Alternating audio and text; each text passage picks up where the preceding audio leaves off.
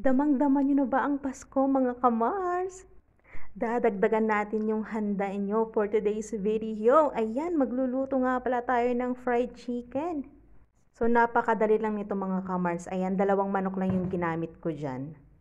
Siyempre, depende na sa inyo kung malalaki o maliliit yung hiwa niyo mga kamars. At ayan na nga, nilagyan ko yan ng soy sauce, siyempre paprika powder at saka asin mga kamars. So, hindi nga pala ako naglagay ng paminta dito mga kamars. Gayahin nyo lang to mga kamars. As in, super satisfied mga kamars. Ang sarap. Promise! At syempre, mekos-mekos na yan natin mga kamars. At ayan, naglagay nga pala ako ng konting tubig dyan. Para mabalance natin yung lasa niya. Kasi nga naglagay tayo ng soy sauce at saka asin dyan.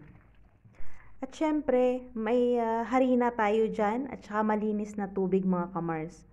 Kung napapansin nyo, 2 bowl yung nilagyan natin ng harina. Dahil at first, ilalagay muna natin yung manok sa harina. Tapos, ilulubog natin sa tubig mga kamars at ibabalik natin yan sa harina. Yes, para crispy po ang inyong karne ng manok. Yan nga ay sekreto, charot! Para crispy-crispy ang inyong karne. So, ayan na nga mga kamars, flinex ko na yan. As in, yung 2 manok mga kamars, ang dami ng magagawa. Kaya nga saktong-sakto to mga kamars, dagdag sa inyong handa ngayong Pasko. Ayan. At ayan na nga, nagpainit ako dyan ng kawali. At syempre, marami kaming mantika. Kaya ang daming mantika dapat yung ilalagay natin dyan. At ayan na nga mga kamars. So, sinubukan ko yan sa maliit na karne kung mainit na ba yung ating mantika. So, dahil nga mainit na, ayan, syempre lulutuin na natin yung ating fried chicken mga kamars.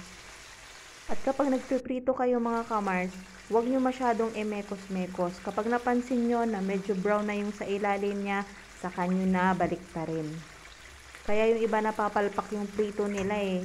Hindi na siya crispy kasi nga sobrang mekos-mekos. So, sana po nag-enjoy kayo sa aking video. Ayan, maraming salamat po sa panunood.